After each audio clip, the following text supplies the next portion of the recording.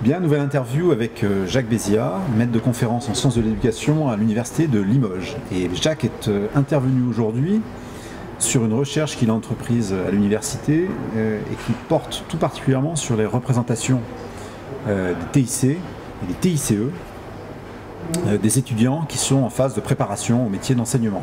Il s'agit d'une analyse de contenu d'échanges d'étudiants en licence de sciences de l'éducation, donc en préparation au métier d'enseignement. Le matériel que j'utilise, c'est une analyse de contenu des forums de discussion sur lesquels les étudiants traitent des TIC. On part du principe qu'ils évoquent là un certain nombre de représentations sur les nouvelles technologies à l'école. Ces représentations sont à la fois constituées par leur propre représentation sur l'école, sur l'enfance, sur l'éducation et sur les nouvelles technologies. Pour faire simple, ce qu'on repère, c'est l'expression chez certains étudiants d'un certain nombre de représentations naïves qui appartiennent plus au discours social, enchanté, un petit peu, alors soit enchanté pour ceux qui partent dans une idée que les TIC c'est mieux pour apprendre, c'est plus facile, soit catastrophé pour ceux qui pensent qu'il ne faut surtout pas en faire avec les enfants. Mais dans tous les cas, ce type de représentation relève de processus stéréotypiques, de sens commun, largement porté par les médias, par le discours social, voire par le discours d'entreprise, promoteur de leurs produits. Chez d'autres étudiants, une approche plus experte, plus complexe, et ils ont tendance davantage à prendre en compte les réalités du terrain scolaire, donc à problématiser les usages, à tenir compte des effets de contexte. La fonction de ce forum de discussion dans cette formation à distance, c'est d'aider les étudiants justement à élaborer des représentations plus proches des réalités, de leur portée en classe, de leurs limites aussi, donc à problématiser les usages. Je crois que en matière d'enseignement TIC, il faut arrêter de penser que tout commence maintenant et aujourd'hui avec une technologie qu'on a l'impression de découvrir. L'histoire de l'intégration de technologies éducatives dans la classe est déjà assez ancienne. Peut-être que dans cette formation d'enseignants, c'est d'avoir une certaine approche aux formations autour de l'histoire de l'innovation. Ça participerait largement déjà à construire un premier sentiment de culture professionnelle autour de la question. Le défi pour l'enseignant, c'est d'intégrer un objet complexe dans des pratiques complexes.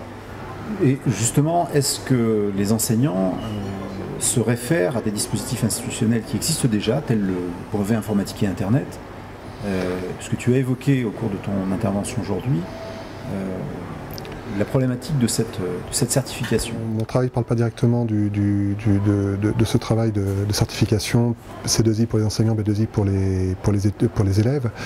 Il y a une fonction institutionnelle de levier, au moins pour forcer la communauté des formateurs, les enseignants, les futurs collègues à se poser la question de quel type de compétences techniques je dois avoir. L'enjeu pour l'enseignant, c'est de comprendre ce qu'il peut faire avec les compétences qu'il a déjà acquises, ce qu'il peut faire dans la classe d'utile, d'efficace, de pertinent, d'intéressant. Je doute toujours un peu de cette approche quantitative ou utilitariste, c'est-à-dire je vais aller chercher dans l'instrument la fonction que je crois utile à ma pratique sans vouloir trop me poser de questions. En fait, mettre un tout petit peu de TIC dans ces pratiques de classe, c'est à terme faire profondément évoluer ces pratiques de classe. Et donc, certains enseignants le pressentent et reculent devant l'implication que suppose l'usage des TIC dans la classe, et puis d'autres se laissent aller et puis finissent par effectivement profondément évoluer dans leur manière de faire la classe parce qu'ils ont commencé à intégrer progressivement des nouvelles technologies. Je crois que l'enseignant reste un petit peu, pas le seul capitaine à bord, mais il est celui par qui forcément ça va devoir réussir. Et pouvoir choisir, c'est réfléchir l'intégration, enfin l'objet. Voilà. Et je crains, et le B2I peut-être c'est un des biais du B2I, je crains qu'on soit encore trop dans une approche fonctionnaliste, utilitariste, c'est-à-dire que je vais prendre telle compétence, tel objet, tel outil, puis je fais ça, puis ça marche, ou c'est mieux, c'est pas mieux, etc.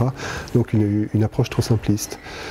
Je crois aussi nécessaire qu'on conscientise, qu'on rentre dans une démarche d'analyse de pratique pour les usagers comme pour les non-usagers, qu'on arrive en fait à créer effectivement ce que tu disais tout à l'heure, cette culture numérique.